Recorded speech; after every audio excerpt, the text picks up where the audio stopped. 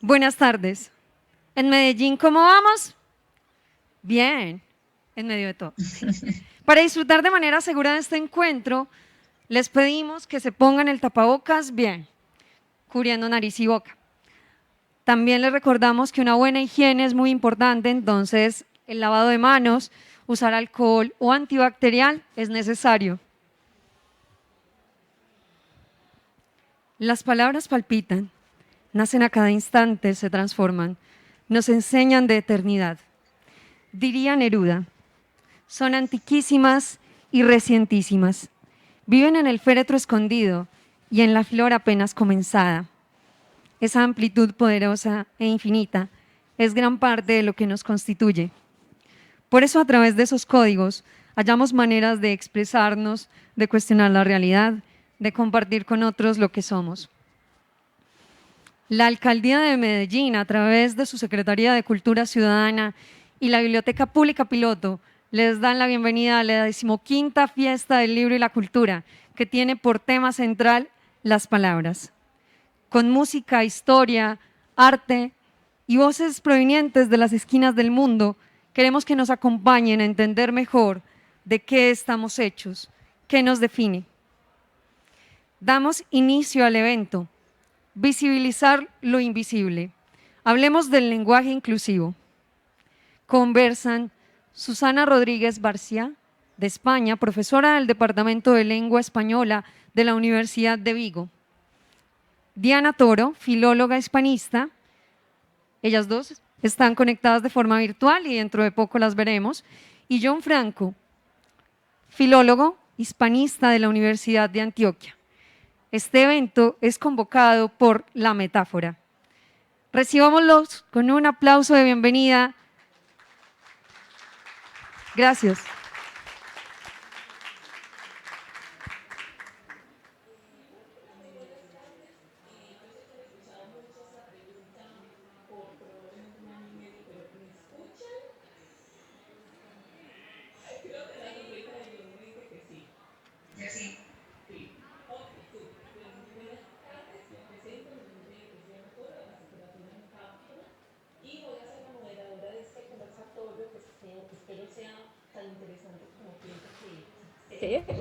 Y que se titula, como ustedes bien ya saben, Visibilizar lo invisible. Hablemos sobre el lenguaje inclusivo. Me gustaría presentarles a nuestra primera invitada. Ella es Susana Rodríguez Barcia. Susana, como ya bien lo mencionaron, es profesora en el Departamento de Lengua de la Universidad de Vigo. Además, ganó el Premio Extraordinario de Doctorado en 2005 y el Premio de Investigación de la Diputación de Pontevedra en el 2007. Trabaja desde 1999 en distintos ámbitos del análisis del discurso, especialmente la lexicografía, la historiografía lingüística y la presencia de la ideología en el discurso lexicográfico y en la construcción discursiva de estereotipos. Bienvenida, Susana. Muchísimas gracias, Diana. Espero que me escuchen bien también allí. Sí, creo que sí. Y nuestro segundo invitado es John Franco. John ha hecho estudios en Humanidades Clásicas y estudios religiosos en Dublín y Salamanca.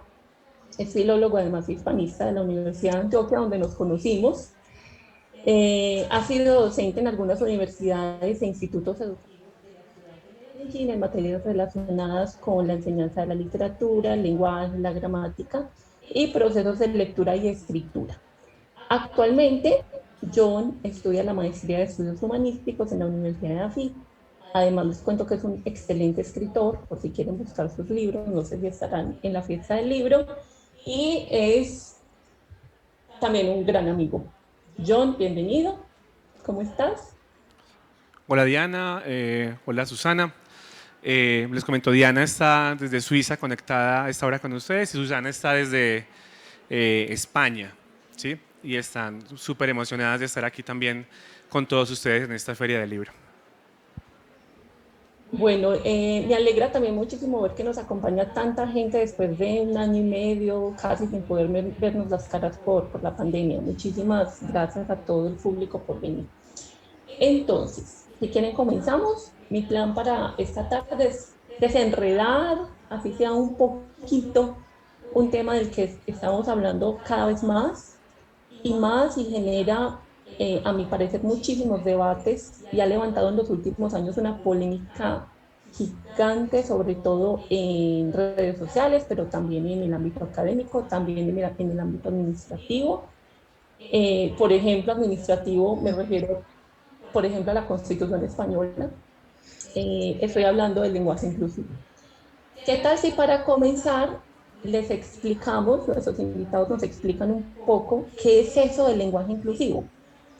No sé cuál de los dos quisiera comenzar. Susana, Yo dale tú. misma, sí, estupendo. Bueno, pues el lenguaje inclusivo, vamos a hablar en este conversatorio del lenguaje inclusivo en cuanto al género. Porque podemos entender la inclusión como, pues, por ejemplo, la subtitulación en el cine, la cuestión de narradores para personas invidentes, pero nos vamos a centrar en inclusivo en cuanto al género. Entonces, el lenguaje inclusivo en cuanto al género va a ser aquel que no oculta a nadie en función de su género. El lenguaje que permite la referencia a cualquier persona con independencia de su género si está presente en esa manifestación discursiva o potencialmente presente, ¿no? A través de una forma de plural. Entonces, el lenguaje inclusivo se expresará en oposición al lo que podríamos entender como lenguaje excluyente, que sería aquel en el que existen formas dominantes de masculino genérico. Este sería un poco el escenario, ¿no? Lenguaje inclusivo, aquel que visibiliza independientemente del género, visibiliza a todos los géneros. Muy bien. No sé si John quiere agregar algo más.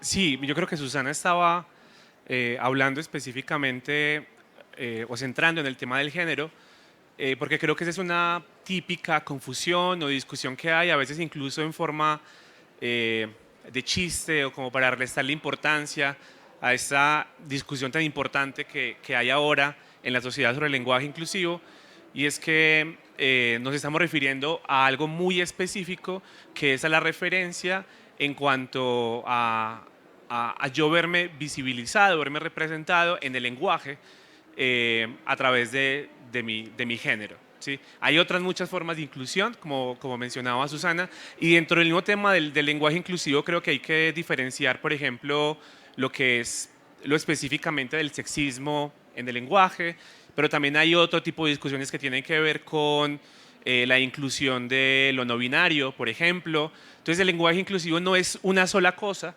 sino que en el fondo ahí están convergiendo un montón de discusiones que son diferentes. ¿Sí? Hablar del sexismo del lenguaje no es exactamente hablar también de lo no binario. Hay puntos de conexión, pero también hay que entender que son discusiones que lingüísticamente también se tienen que diferenciar para poder tratarlas bien y para poder entender cómo incluirlas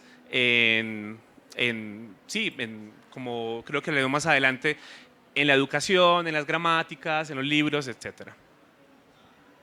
Muchísimas gracias. Creo que ya tenemos como un piso, digamos, sobre lo que es cierto. Hace poco estaba viendo uno de tantos videos que uno ve en YouTube cuando está desvelado en la noche y encontré un filósofo que estaba hablando sobre la modernidad líquida. No sé si ustedes están familiarizados con este concepto de Sigmund Bauman. Y este filósofo explicaba que las nuevas generaciones, un poco como una crítica, que las nuevas generaciones, me imagino yo se estaba refiriendo al siglo XX, que estaban pasando de un tema a otro como si fuera una moda, como hablan de esto y hablan de esto y pasan a esto y etcétera. Y se refería incluso a estas generaciones, yo me incluí y yo voy a incluirlos a todos ustedes, como que éramos muy delicados. Es decir, que poníamos como mucho problema por todo y ponía como ejemplo precisamente el lenguaje inclusivo. Y entonces ahí me surgió una pregunta que yo creo que muchos tenemos, muchas personas tenemos, ¿cómo nació esta idea de el lenguaje inclusivo? ¿Realmente el tema es algo tan nuevo o no? No sé quién podría empezar, John, ya Sí, que claro. la última vez. Em, pues yo creo que primero que todo, yo no creo que sean una moda, ¿sí? Yo creo que esta discusión en el plano lingüístico corresponde a una discusión social que hay en muchos niveles. Entonces yo creo que la discusión sobre el tema, por ejemplo, del sexismo en el lenguaje específicamente, está relacionado directamente con todos los movimientos eh, eh, feministas que hubieron a inicio de siglo, incluso desde pues, del siglo pasado o incluso desde el anterior. O sea, desde el momento en que la mujer y grupos de mujeres buscan establecer un espacio más igualitario en la sociedad, el lenguaje empieza a responder a eso, ¿sí? Desde ese momento. Y en el momento en que nosotros como sociedad empezamos a hablar y a discutir y a poner aquí en el foro público el tema de las ideologías de género, inmediatamente el lenguaje empieza a responder necesariamente a eso. Y yo creo que eh, ambas situaciones que tienen que ver con este tema de la igualdad, eh, todavía es un campo de batalla en lo social, es un campo de batalla en lo intelectual, es un campo de batalla obviamente en lo lingüístico. Entonces, yo creo que definitivamente no es una moda, es algo que responde a una situación, a unos cambios de ver el mundo y afrontar el mundo, de comportarnos como seres políticos que somos en comunidad. eh, y que, y que yo creo que siempre va a haber una discusión al respecto, a pesar de que podamos llegar en algún momento a acuerdos satisfactorios más o menos acerca de muchos puntos, va a seguir siendo en discusión por mucho tiempo.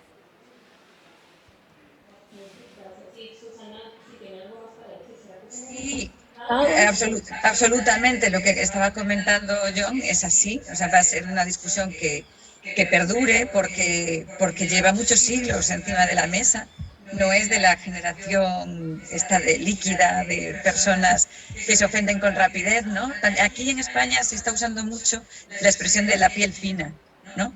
Es que parece que todo el mundo tiene la piel fina, pero la piel fina entonces debemos de tenerla desde por lo menos la Revolución Francesa, que es cuando ese momento en el que empiezan las mujeres a reclamar una presencia en el discurso que además vaya al mismo paso que las reivindicaciones sociales sobre sus propios derechos.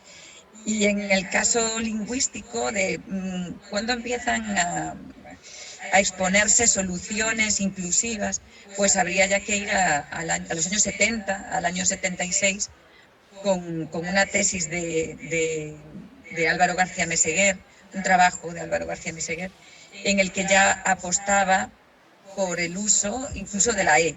Ahora luego se cambió, ¿no? Se transformó un poco y se suavizó y se hizo esta dicotomía sexismo social, sexismo lingüístico, que creó un poco él también para restarle importancia a sus propuestas de sus años jóvenes, pero igualmente tendríamos que llegar un poco eso, a los años 70, para ver propuestas reales de lenguaje inclusivo, o sea, que no son nuevas en absoluto, ¿no? Ni han nacido en Argentina hace 4 años, ni nada de estas falsas teorías que hay sobre el lenguaje inclusivo.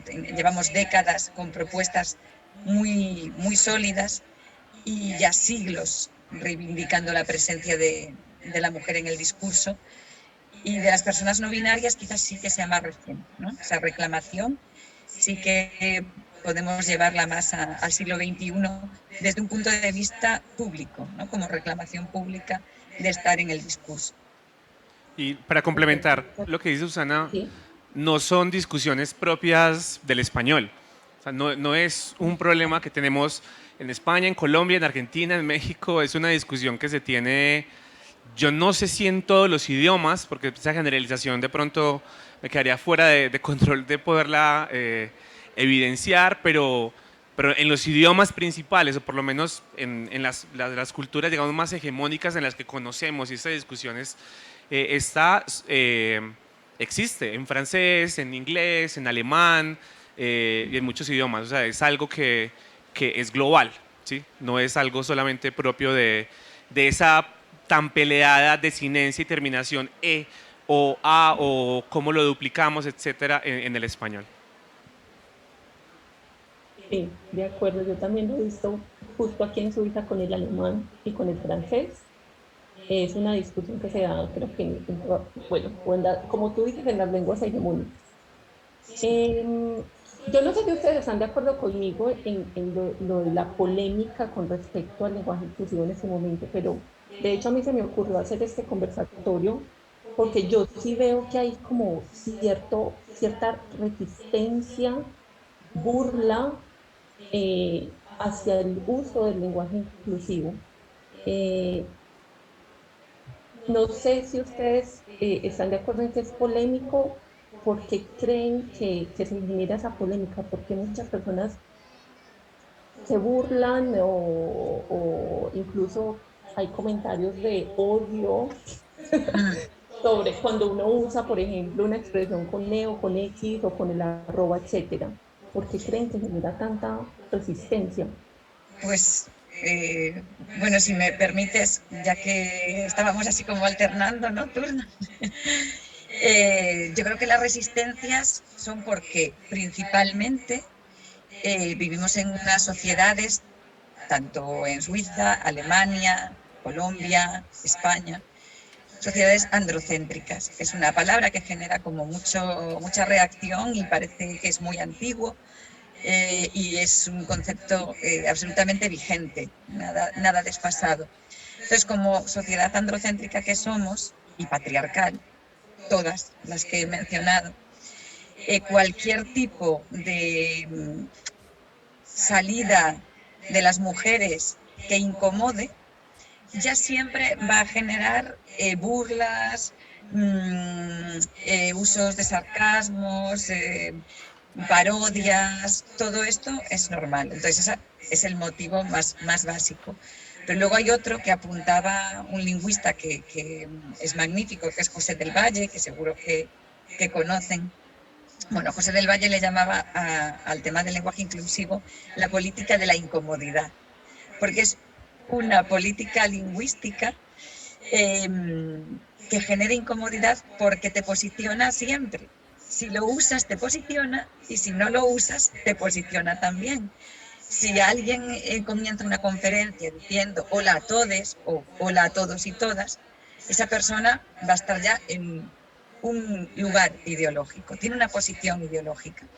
Si una mujer que se presenta como pues, liberal o feminista y en su discurso solo habla de los ingenieros o los filósofos o los fontaneros, esa persona también va a ser dispuesta en un lugar ideológico. Si esa persona es un hombre o una persona no binaria y hace los mismos movimientos que acabo de decir, la posicionarán igualmente en cada uno de esos lugares.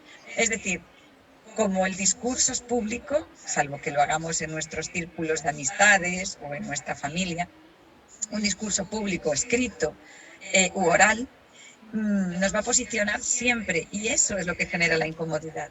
Eso es lo que hace que el lenguaje inclusivo transmita, o que las personas que están en contra transmitan ese odio, porque no quieren tampoco decir que están en contra. Nadie quiere bajarse del caballo de las libertades, de lo progresista, pero cuando se da la confrontación, el choque entre soy un hombre que consumo pues, masculinos genéricos o en otras lenguas pues palabras que tienen esa denominación global, pero al mismo tiempo quiero ser respetuoso y ser lo que llaman tolerante, ¿no? Que es una palabra horrible. Esto ya, sí, ya habla de la tolerancia como este término que tiene muchísima problemática. Y eso se da en confrontación. Entonces genera una incomodidad enorme a las personas que quieren tener esa faceta progresista, pero que se resisten a intervenir o a modificar su lenguaje. Entonces eso obviamente se expulsa como odio, ¿no? O como, es innecesario, o es antieconómico, o solo lo piden 4, o es elitista, que creo que es el peor de los argumentos en contra, nada más lejos de la élite, es todo lo contrario a lo hegemónico, es de minorías, no es de personas dominantes, sino de las minorías o de los grupos como nosotras las mujeres, minorizados. Nosotros somos mayoría, pero nos minorizan, nos achican. y esos grupos somos los que reivindicamos el uso, ¿no? Precisamente por eso no puede ser de una élite o de un grupo reducido, porque no somos ni élites ni grupos reducidos, sino un enorme conjunto de la sociedad y en muchísimos casos ni siquiera relacionadas con academias, estudios o élites culturales, ¿no? Simplemente personas que quieren ser visibles, que quieren estar presentes en el discurso, que quieren que se las nombre, ¿no? Que existir, que diríamos. Entonces esto es para mí muy importante, que se vea que los argumentos en contra normalmente suelen estar en personas que tienen esa contradicción, ¿no? De querer subirse al caballo del progreso y sin embargo con la reticencia de no modificar ni intervenir su lengua. John, Sí, ¿qué yo creo piensas que tú? lo que preguntabas, Diana, sobre el tema de la burla, la manera en cómo se aborda es muchas veces, eso es muy fácil hacerlo siempre cuando uno está, digamos, desde la norma, digamos, desde la posición normal, la posición normalizada. Todo lo que se salga de ahí es muy fácil afrontarlo siempre desde un punto, desde el chiste, desde la burla, desde esa minimalización que se le hace a todo aquello que está por fuera de lo normalizado, ¿sí? Y lo que está por fuera de lo normalizado es lo contrario a lo normal, ¿sí? Es lo excéntrico. Entonces, desde ese punto de vista es muy fácil caer como en no son argumentos, son minimizaciones que se tratan de hacer como a todas esta discusión que de hecho es muy importante. Pero yo creo que también hay mucha inconsciencia y no malintencionada, hay desconocimiento sobre qué es realmente el lenguaje inclusivo. Entonces, nosotros estamos en una cultura digital en donde muchas de nuestras discusiones no pasan de un meme, ¿sí? Entonces se replican chistes constantemente que no tienen nada que ver con la discusión real de lo que está pasando, con la situación real de lo que está pasando. Y yo creo que si no pasamos a ese nivel, no hacemos lo que estamos intentando hacer acá, por ejemplo, ¿sí? Abordar este tema con seriedad desde el punto de vista lingüístico, pues va a ser difícil. Yo creo que finalmente creo que el punto en el que creo que coincide la gran mayoría sobre, digamos, una especie de solución a este debate que hay en la sociedad, que es la educación. Necesitamos educar, ¿sí? Y la educación es un tema que se tiene que hacer de un punto de vista muy serio, ¿sí? No desde ese chiste como lo solemos manejar hoy en día. Muchísimas gracias. Mucho más claro. Eh, ya creo que los dos han hablado un poco sobre argumentos en contra. Yo creo que a todas las personas que nos están viendo hoy o que nos están visitando hoy, nos gustaría saber cuáles son esos argumentos a favor del lenguaje inclusivo y cuáles son esos argumentos en contra. No sé si alguno de los dos, o los dos, sería genial si los dos nos cuentan un poco cuáles serían esos argumentos de los que están a favor del lenguaje inclusivo y cuáles de los que están en contra. Susana, si quieres, puedes hablar tú de los que están a favor y yo trataré de exponer algunos de los que están en contra. Ok, vale. Bueno, el primero a favor es que el lenguaje inclusivo busca dar visibilidad. Entonces, en ese sentido, busca dar esa carta de naturaleza, existencia en el discurso a todas las identidades de género. En ese sentido, el argumento, claro, no puede ser más positivo. Después tiene como argumento positivo que rompe una de las naturalizaciones que hay en esa dominación masculina de todos los ámbitos y rompe la naturalización del masculino genérico, siempre hablando en el caso del español, ¿no? Bueno, y en otras lenguas con flexión también. Pero rompe esa visión androcéntrica. Entonces, bueno, hay un montón de filosofía, antes estabas mencionando lo de la sociedad líquida, y por ejemplo, Pierre Bourdieu habla de la dominación masculina cómo realmente todos los elementos de la cultura están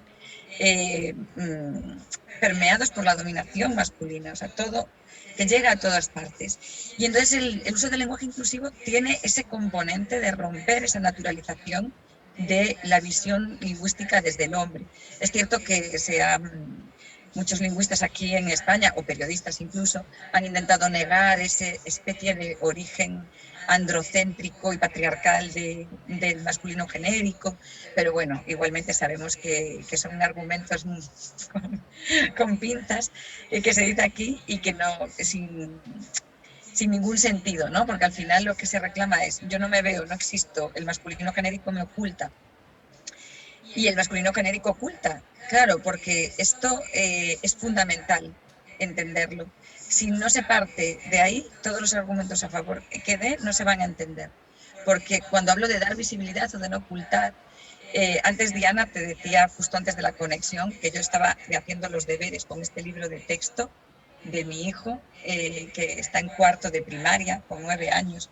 Y los deberes me llevaron a, de verdad, sin nada rebuscado, aquí están sus deberes, y me llevaron a estas secuencias. Un guardia de tráfico le dice a un conductor, un entrenador a su equipo antes de empezar el partido, un niño a otro después de ver una película.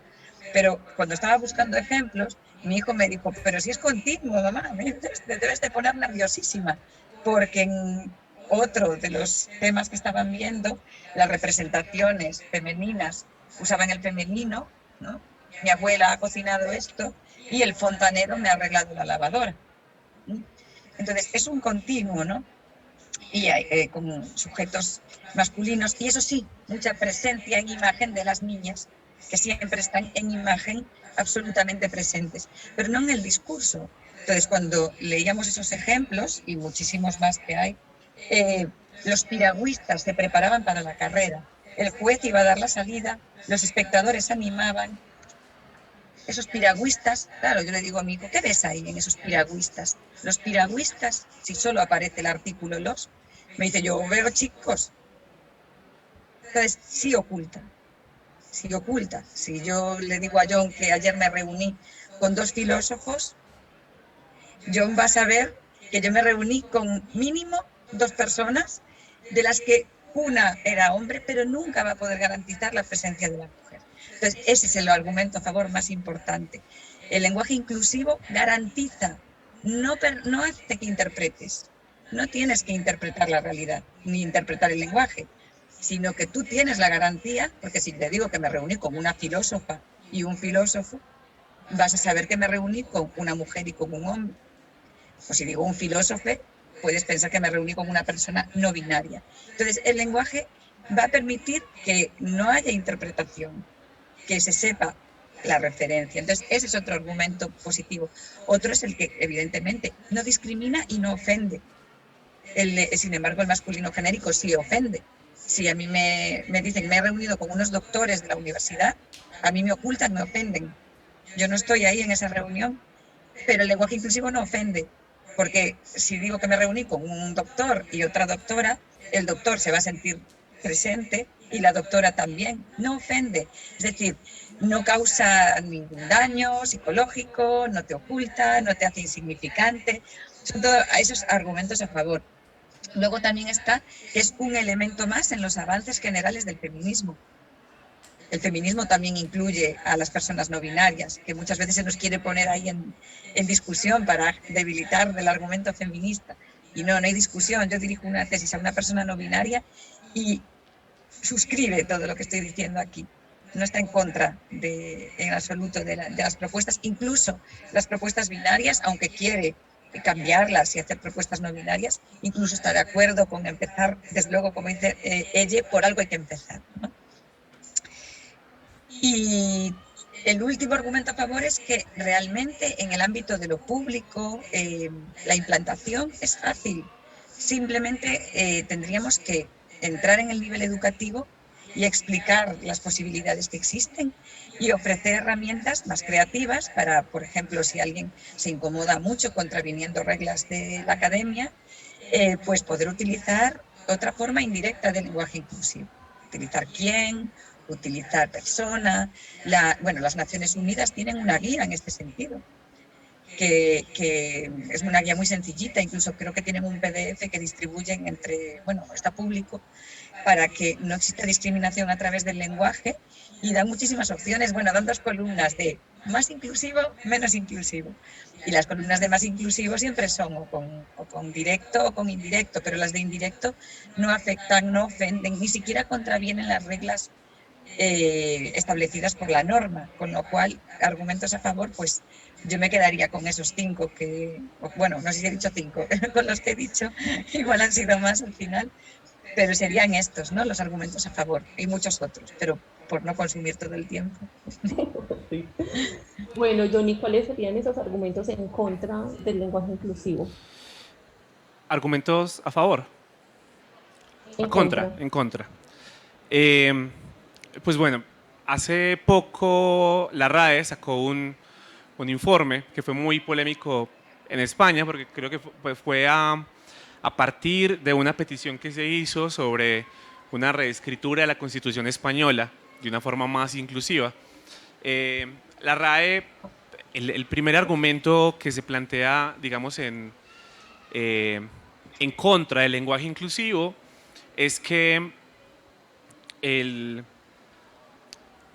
es decir, que la gramática en sí misma no se le puede señalar o adjudicar de que la gramática es sexista o de que la gramática es excluyente o incluyente, ¿sí? Es decir, lo que la RAE quiere decir con eso es que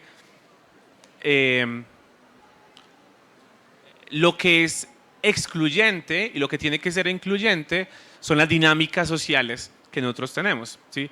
Y la gramática, sí, la descripción de la gramática del español no es en sí misma ni sexista, no es en sí misma excluyente, ¿sí?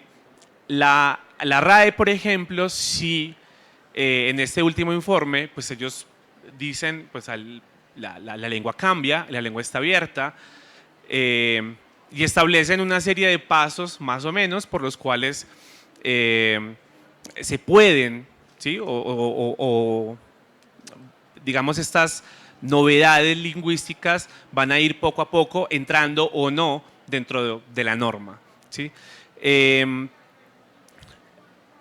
La RAE y muchos lingüistas consideran que gran parte de los reclamos lingüísticos que se hacen desde el no lo quiero llamar movimiento, no sé, Susana, cómo llamarlo, creo que no es la palabra adecuada, pero desde, digamos, todo este impulso social que hay hacia lo inclusivo, es innecesario, ¿sí? Es innecesario, y que puede causar un montón de confusiones o ambigüedades o dificultades a la hora de comunicar, ¿sí? No quiero entrar ahora en detalle en todas ellas. Yo creo que Susana expuso más o menos varios de esos detalles en los que obviamente están los que están a favor del lenguaje inclusivo. Por ejemplo, la RAE dice que sí, que hay que tener mucho cuidado con aquellas palabras o aquellas expresiones que transmiten una visión del mundo sexista, por ejemplo, ¿sí? En ese sentido, dicen, pues hay que, incluso ponen ejemplos de cómo en los diccionarios se han reemplazado algunas definiciones que habían. Dicen, bueno, cuando se hizo este diccionario, pues en tal año, en el siglo pasado, estas definiciones dan cuenta de una visión de mundo que era específicamente machista, ¿sí? Y ahora ha cambiado, vamos a cambiar esta definición, ¿sí? Ponen ejemplos, no sé, por ejemplo, madre está definida como una hembra que tiene hijos, ¿sí? Entonces ellos discuten y terminan diciendo como, bueno, está mal poner esto en el diccionario, vamos a cambiarlo. Entonces la RAE trata como de decir que en la discusión que se tiene, los cambios a los cuales o la dinámica social hoy en día nos lleva a pensarnos de manera diferente, se van a ir reflejando en la lengua poco a poco, ¿sí? Y yo creo que en ese poco a poco que la RAE pone en ese informe es uno de los puntos, digamos, más más problemáticos, porque la RAE termina diciendo, mire, sí, digamos que la razón por la cual no solemos o no solíamos decir presidenta, ¿sí?, es porque no había mujeres que se encargaran de ese puesto. Pero en la medida en que hay mujeres que empiezan a encargarse de ese puesto, entonces se va creando la voz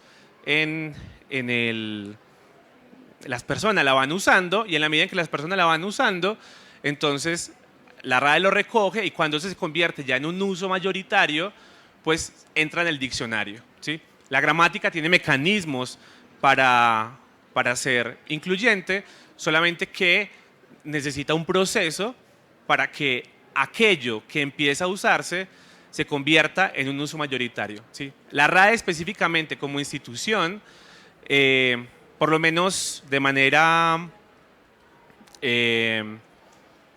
teórica, ¿sí?, porque pues la RAE tiene muchas incongruencias en su manera de funcionar, pero de manera teórica la RAE es una entidad plenamente, ¿sí?, descriptivista, tiene una función descriptivista en el lenguaje, es decir, observa lo que sucede en la realidad, toma nota, ¿sí?, y en cuanto a aquello que sucede en la realidad del lenguaje se convierte en una norma, es decir, se usa por la mayoría de hablantes, entonces inmediatamente entra en los diccionarios o va a entrar en las gramáticas, que por lo general tienen ese apellido, ¿sí?, diccionario descriptivo, gramática descriptiva. En la realidad ese proceso no sucede de esa manera tan naturalista, ¿sí?, tan de explorador, observador que está con una cámara observando cómo se comportan los leones en el Serengeti, que es más o menos como la visión que la RAE trata de dar sobre cómo ellos están mirando la evolución del lenguaje, pero desde un punto de vista personal, me parece que esa visión descriptivista del lenguaje funciona, pues si funcionara de esa manera exactamente, sería una posición un poco más, digamos, sí, específicamente más neutra, ¿sí?, en la forma en cómo abordamos, definimos y nos referimos hoy en día a todos esos cambios que se están dando en la sociedad, ¿sí? Susana, no sé si quieres...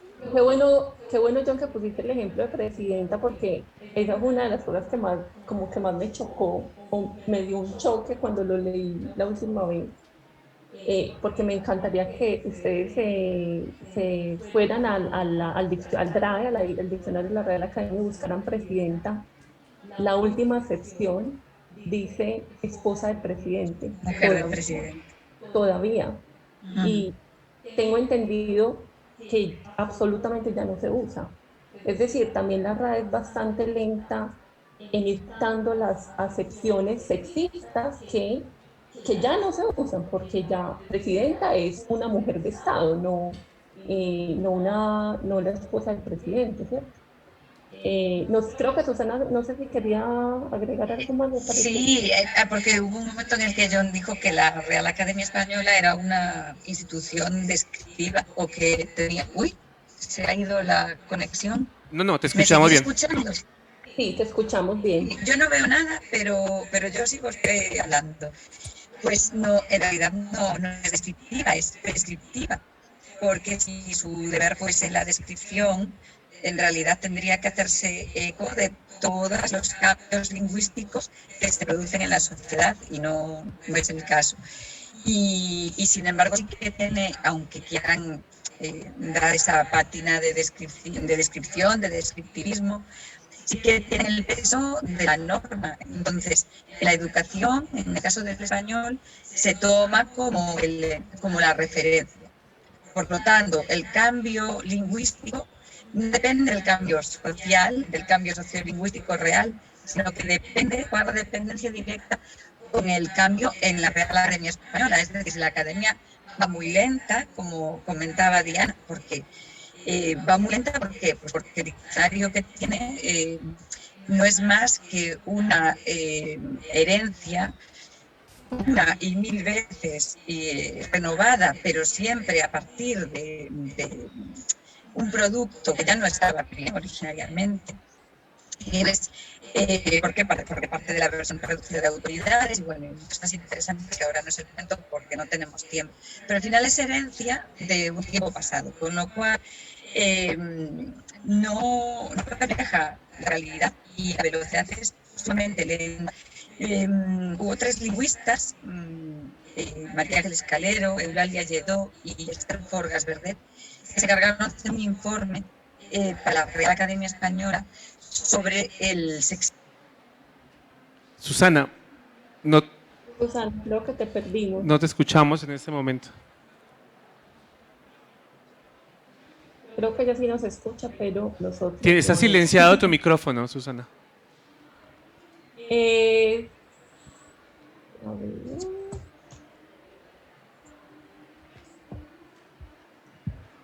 Sí, Susana, creo que tu micrófono se desactivó. Quizás si le pones volumen. Bueno, creo que ya se nos fue. Del todo. Esperemos entonces a ver si se conecta otra vez. Pero solamente para ir agregando lo que decía Susana con respecto a la RAE, y creo que John también estaría de acuerdo conmigo, también tenemos la misma discusión sobre por qué la RAE acepta más rápido términos españoles que nosotros en Latinoamérica nunca usamos y se demoran tantos años en incluir palabras que nosotros decimos hace tantísimos años. No sé si John también quiera agregar algo más mientras se conecta Susana. Sí, lo que pasa con la RAE específicamente, yo creo que la RAE tiene obviamente mucho prestigio, ¿sí? En el español. Y yo creo que deberíamos empezar a quitarle un poquitico de ese privilegio que tiene la RAE o de ser esa fuente a la que requerimos, como si le pidiéramos permiso para cualquier cosa, ¿sí? Pues, de manera regional, aquí en América, en Colombia, en otros países tenemos otras academias, pero yo creo que hay otros focos como las universidades, los institutos de lengua de las universidades y otras instancias que reaccionan mucho más rápido y que están mucho más presentes en esas discusiones y deberíamos estar mucho más centrados también ahí y no solamente en lo que dice o no dice la RAE. A mí sí me parece que a veces la posición que tiene la RAE puede ser demasiado lento, pero tampoco la RAE me parece a mí, puede empezar a hacer un corpus gigante de todo lo que va produciendo el idioma y automáticamente meterlo en un diccionario, automáticamente meterlo en una gramática, ¿sí? Yo creo que tiene que pasar tiempo precisamente para evitar ese tipo de lo que hablamos ahorita, ese tipo de modas, ¿sí? Y hay cuestiones en el habla que sí son modas, ¿sí? Yo creo que la respuesta de la RAE necesariamente, de la RAE específicamente, la construcción en un diccionario, la construcción en una gramática, debe ser lenta, quizás no tanto como lo es, y la respuesta de la RAE muchas veces a lo que tú decías es, bueno, coloquémosle un descriptivo y digamos que ya se usa poco que es la mujer del presidente, y es una posición también un poquito como... sí, como casi como dándole migajitas a las personas que están reclamando algo, pero lo dejan ahí.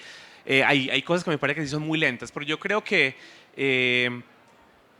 digamos, de manera rápida, como respuesta a buscar guías, a buscar soluciones, a entablar discusiones, deberíamos como desligarnos un poquito de lo que diga o no diga la RAE en el momento, porque ellos no van a tener una respuesta rápida, ¿sí?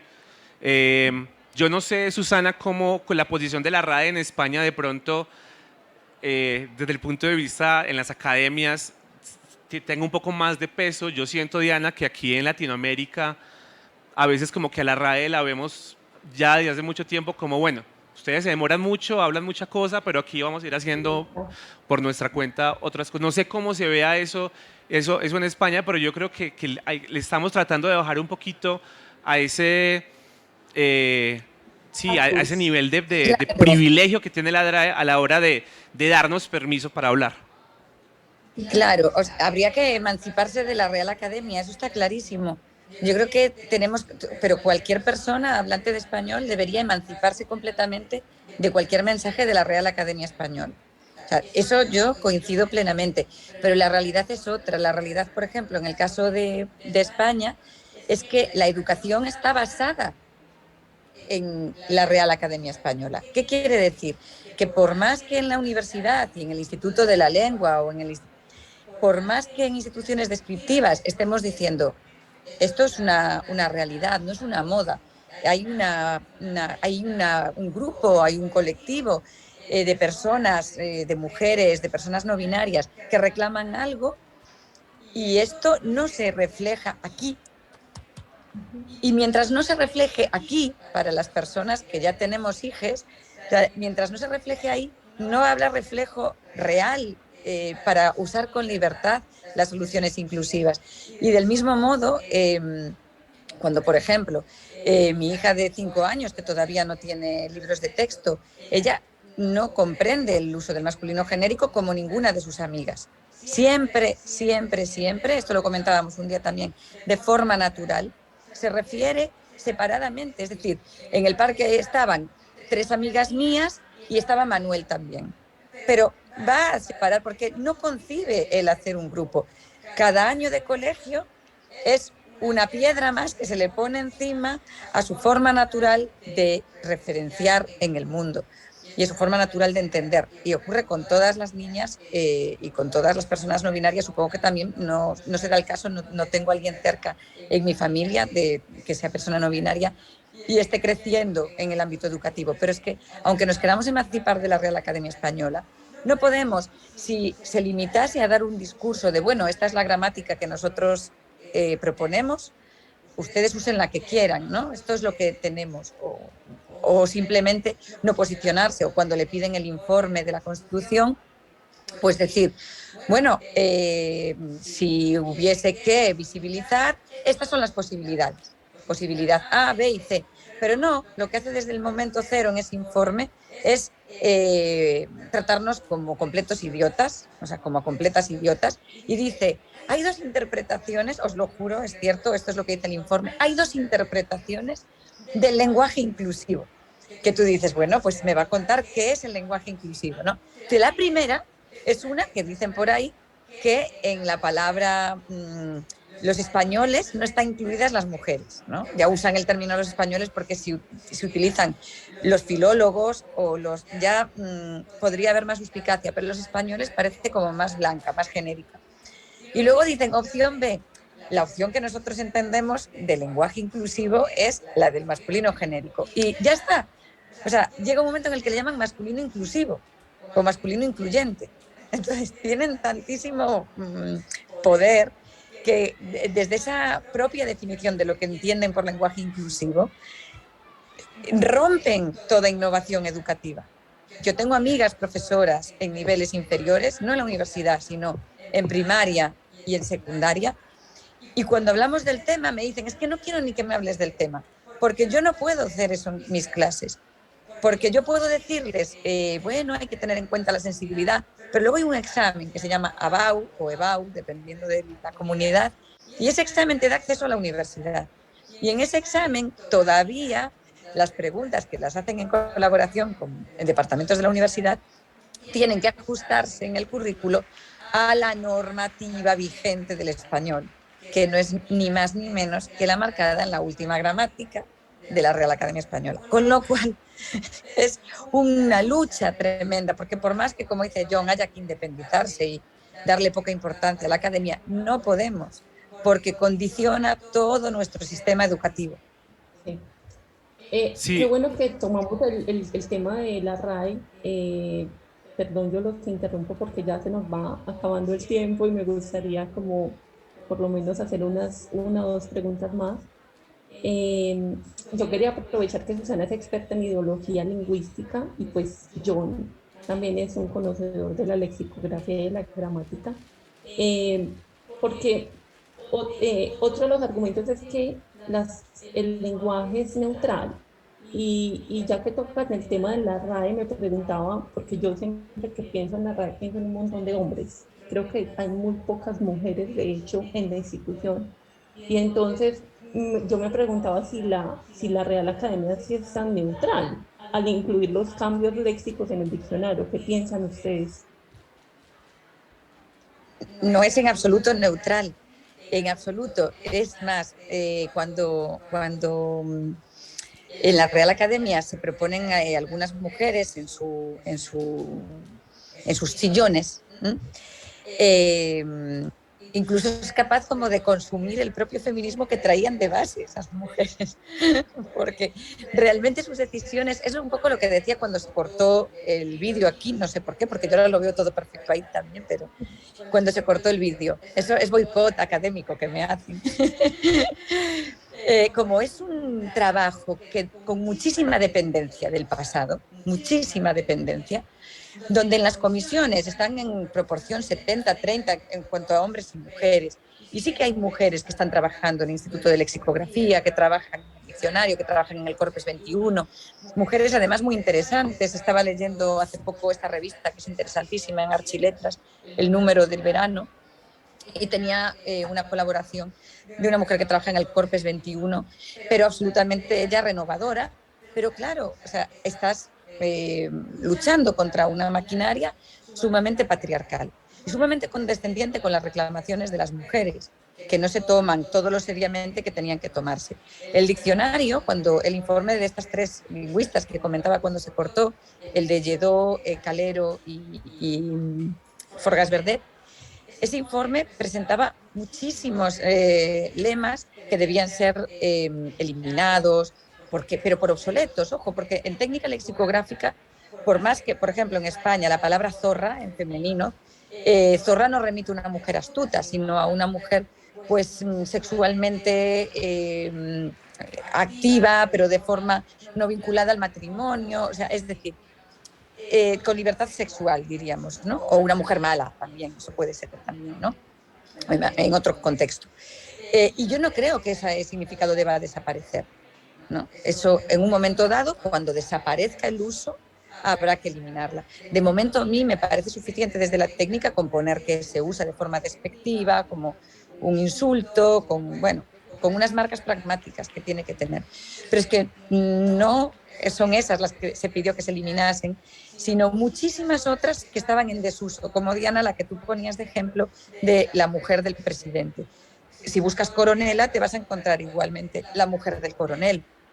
Pero es que hay muchísimos ejemplos más que también recoge, por cierto, que lo tengo por aquí, el libro de Alex Grigelmo, que en muchos casos, como estamos en la fiesta del libro, lo enseño porque es muy revelador en cuanto a la posición masculina sobre el lenguaje inclusivo, porque él quiere, pero no puede. O sea, es decir, quiere ser renovador, ser innovador, pero al final le puede la reticencia, le puede el conservadurismo.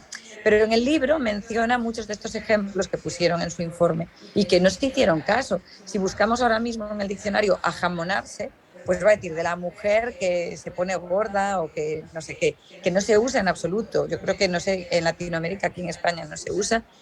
Luego se mantiene la dicotomía sexo débil y sexo fuerte.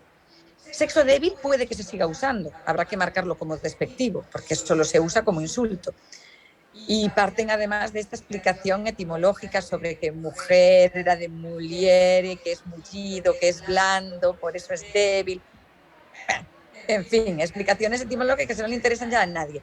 Pero puede que se siga utilizando en algún contexto como insulto, ¿no? Sois el sexo débil, ¿no? Pero es que nadie en mi vida ha usado sexo fuerte para referirse a los hombres. Y sin embargo sigue apareciendo en contraposición. Entonces busca sexo débil, aparece conjunto de las mujeres, sexo fuerte o sexo feo, el conjunto de varones, que no se usa en absoluto, ¿no? Pero ya presenta esa dicotomía débil-fuerte que no tiene ningún sentido. Pero más palabras, alternar, si buscamos alternar, se sigue utilizando el comentario adicional de dicho especialmente de las mujeres. Esto en lexicografía se toma como un contorno de la definición, es decir, una definición puede ser pues En relación con los caramelos cuando están blanditos. Bueno, pues es en relación con los caramelos, esa acotación del significado, del contexto en el que se aplica, de los elementos sobre los que se aplica ese contorno de la definición, sigue apareciendo muchas veces como, no marcado como contorno, sino como comentario adicional, pero sigue apareciendo en palabras sexualizadas tipo alternar.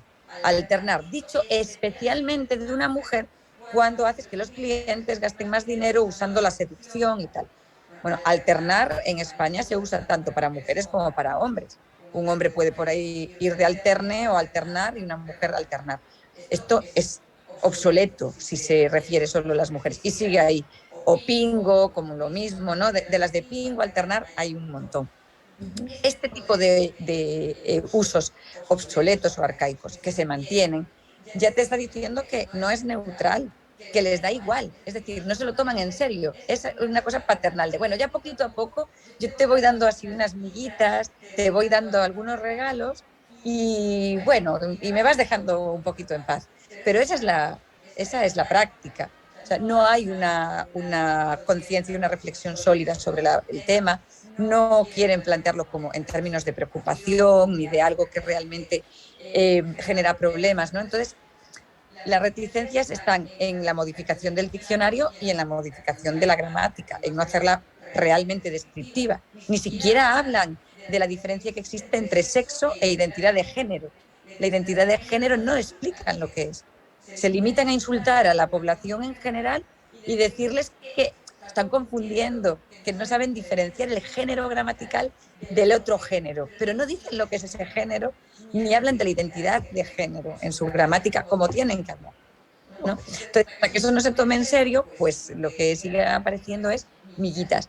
Y sí, son absolutamente tendenciosos y la lengua en sí misma, cuando dicen Álvaro García Meseguer lo dice también mucho, la lengua es inocente. No, no es inocente, porque la lengua ha partido de una elaboración absolutamente patriarcal. Desde el momento en el que se le matiza en el diccionario, tú buscas el masculino. ¿Por qué? Porque se nos ha dicho que es la forma de referencia en función de las que están las otras, el plural o el femenino. Somos el segundo elemento, ¿no? Somos subsidiarias, somos secundarias. Entonces, o nos ocultan o estamos en segundo lugar. No es inocente. O sea, es absolutamente esencial entender que los usos lingüísticos están en función de que, por supuesto, de la sociedad. Somos nosotras, somos nosotros quienes tenemos que cambiarlo, ¿no? Eso es evidente. Pero en el caso de la institución académica es una lucha enorme porque, como decía al principio, y es lo más importante, afecta a la educación. Entonces, afecta a las personitas que estamos formando. Okay. John. Pues yo creo que realmente lo que tú decías, al final, Susana, ningún uso de la lengua, creo yo, es neutro. ¿Sí? Creo que en cualquier forma en que terminamos poniéndonos de acuerdo, yo sigo utilizando mucho la palabra acuerdo porque la lengua definitivamente es eso, ¿sí? Nosotros hablamos, pero nosotros tenemos que llegar a unos acuerdos para poder entendernos y comunicarnos entre todos.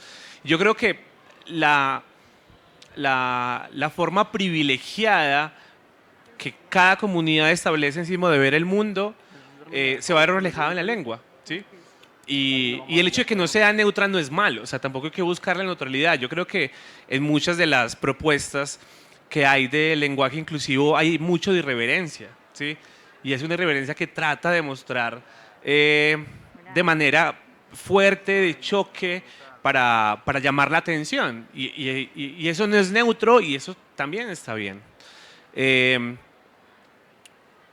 bueno, no voy a continuar tampoco con otra idea que tenía, también porque me han pedido de acá que nos quedan no sé ya cuánto tiempo, si 5 minutos, y quisieran dejar de pronto la palabra para alguna pregunta. ¿Sí? Entonces,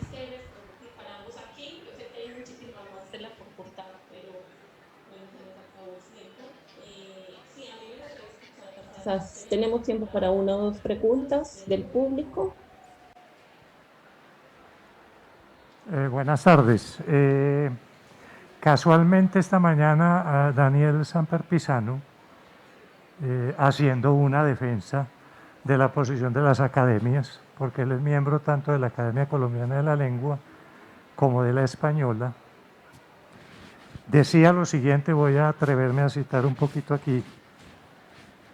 En todo caso, aunque la solución fuera destrozar la lengua para cambiarla, no se afectaría la realidad, que sigue siendo terca, injusta y cruel. Y luego cita la Academia Española, que dice: las situaciones de igualdad o desigualdad entre hombres y mujeres son independientes de las opciones gramaticales. Hasta ahí es evidente que está simplemente defendiendo la posición de las academias. No hay que confundir lo ideal con lo real, ni las soluciones del lenguaje con los remedios sociales. Y luego cita a Ale Grigelmo, que ya Susana nos mostró el libro de él hace unos minutos, y cito textualmente lo que dice Grigelmo, y quiero conocer la opinión de ustedes tres sobre esta frase, porque yo tengo mis dudas, no soy experto en el tema, pero tengo mis dudas sobre la justeza de esta expresión. Dice: las palabras influyen en la percepción de la realidad, pero no en la realidad misma. Dice Grigelmo. ¿Qué opinan ustedes? ¿Las palabras no influyen en la realidad, solo en cómo la percibimos? ¿O ahí le está quitando poder a la palabra? Muchas gracias.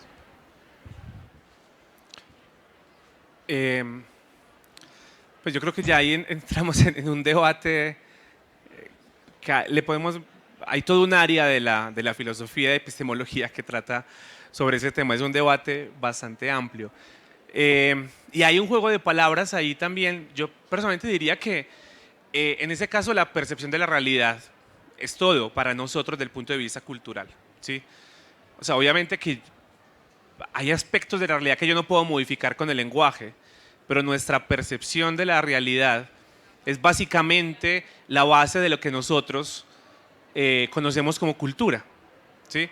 La cultura en sí misma es una interpretación constante que nosotros hacemos en nuestra relación con las cosas que están en la realidad.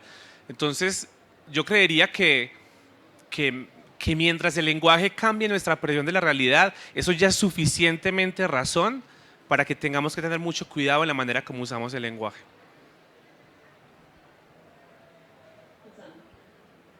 Pues como en casi todo lo que comenta el libro de Alex Grigelmo, estoy en contra. Sí creo que el lenguaje modifica la realidad, tiene una enorme capacidad de modificar la realidad.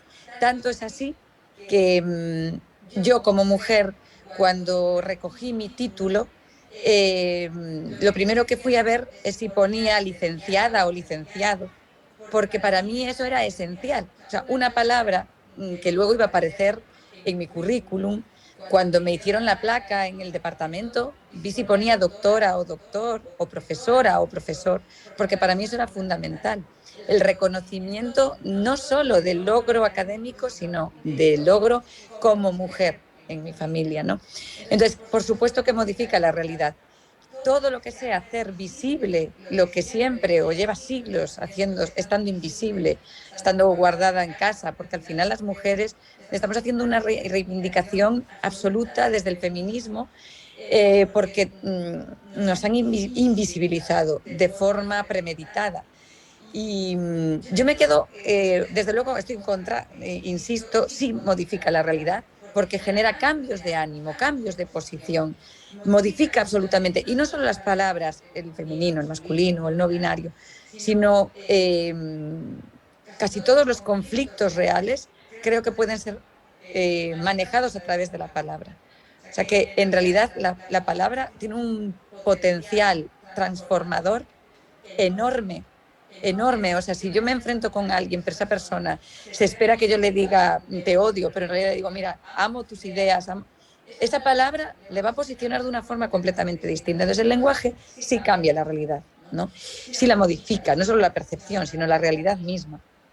Y yo con respecto también a el tema de el uso del lenguaje inclusivo, que no quiero que me quede sin decir, recomiendo también ver un vídeo de Noam Chomsky, que para las personas que hacemos lingüística, y yo creo que para el mundo en general, es un referente de intelectual, es un referente que lo fue ya en la guerra de Vietnam, es un referente ideológico. Y le preguntaban sobre el tema y lo quisieron poner un compromiso porque querían que se posicionase. Y lo que dijo fue maravilloso. Dice, en el lenguaje nada está ni bien ni mal. No hay nada que esté mal o bien desde el punto de vista de la corrección, se refería, ¿no? Y entonces continuó, dice, si a un negro le enfada que le llamen Niger o Níger o no sé cómo lo pronunciáis, nosotros lo adaptamos en España mucho y somos muy del Níger, pero pues no le llamamos negro.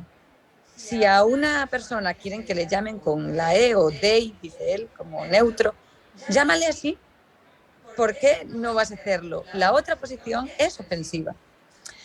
Al final el resumen de Noam Chomsky es respeta a las personas con las que estás hablando.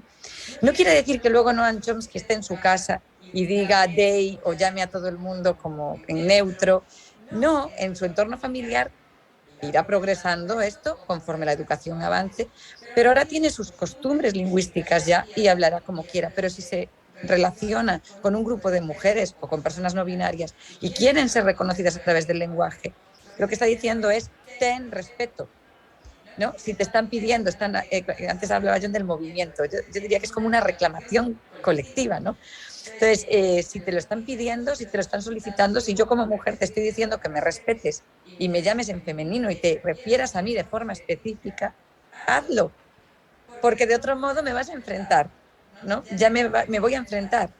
Entonces, yo estoy muy por los consejos de Noam Chomsky, que además yo creo que desde la serenidad en la que tiene, la edad que tiene, lo ve todo como muy reposado y este era su resumen.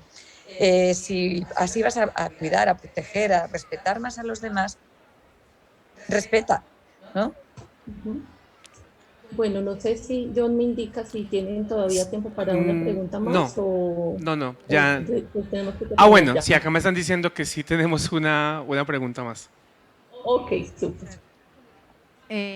Yo quería preguntar si el lenguaje inclusive también incluye cambiar la O por la A. Por ejemplo, tengo amigas feministas, pues porque estoy en un grupo feminista, y en vez de decir cuerpo dice la cuerpa, en vez de decir mundo, la munda. Y a veces pues a uno obviamente se le dificulta pues captar rápidamente. O sea, no simplemente a las personas, pues, no simplemente incluyen cuando se refieren a hombres y a mujeres, sino también con respecto a todas las otras palabras que contienen la O. Bueno, contesto yo ya pero cualquiera podría contestar la pregunta. Es decir, el lenguaje inclusivo se centra en las reivindicaciones de los seres animados, de las personas. Es decir, nos centramos en reivindicaciones de sujetos reales, ¿no? No de seres inanimados, de plantas, de elementos, la piedra, el mundo. No en estos casos se seguirá usando el género gramatical que tiene asignado, pues la mesa o el libro. Eso no tiene ningún sentido porque el libro no se siente excluido si digo el libro, porque haya unas libras por ahí.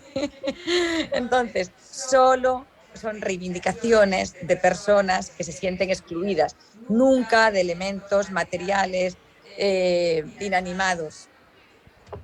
Sí, yo creo que eso más que ser propiamente como de lo que estamos aquí hablando como lenguaje inclusivo, es una apropiación del idioma a partir de una visión del mundo. O sea, empiezan a decir cuerpa también como para hacer lo que hablamos ahorita de lo reverente también, como causar una rarificación en la manera de hablar para causar una manera diferente en que pensamos las cosas. Entonces, a veces se utilizan esas palabras más con el ánimo de causar impacto para que por lo menos nos haga reflexionar sobre qué están queriendo decir cuando dicen cuerpa, qué están queriendo decir cuando dicen munda, pero eso no creo que entra propiamente en este tema del que estamos hablando hoy, como bien lo explica Susana, se refiere básicamente cuando el referente son seres humanos. ¿Sí? Bien, y con esto, Diana, sí ya tenemos que terminar. las gracias a todas, todes, y me alegra mucho pues, que hayan venido a ver este conversatorio. Se quedaron algunas preguntas dentro del tintero, pero esperemos que en otra oportunidad podamos encontrarnos y seguir hablando sobre este tema. Yo creo que también lo importante es que por lo menos comencemos a hablar sobre esto para que quizás más adelante, como bien lo dijeron Johnny y Susana, también permea un poco más la educación, que creo yo es lo que nos hace falta y creo que es una de las conclusiones de cómo empezar a usarlo más. Entonces, nada, muchísimas gracias a ustedes por estar aquí y hasta la próxima. Muchas gracias, Diana. Me Susana. la pista del libro, ya que yo no puedo. Muchas gracias. Y a todas las personas que estáis por ahí, un abrazo muy fuerte y a disfrutar Muchas de la feria gracias a de- nuestros de la invitados, a fiesta nuestras del libro. invitadas. Saludos desde acá, desde Medellín. Gracias por acompañarnos en la distancia. Qué bueno que en medio de toda esta pandemia nos acercó un poco más y nos hizo que este tipo de espacios fueran algo del cotidiano. Bueno, dentro de algunos minutos vamos a iniciar un taller muy interesante, Palabras que habitan los lenguajes de la biodiversidad, un evento convocado por la Fundación Jardín Botánico de Medellín. Para poder organizar el espacio para el taller, les pedimos que desocupen por unos instantes el auditorio porque necesitamos poner mesas para el taller. Agradecemos su comprensión.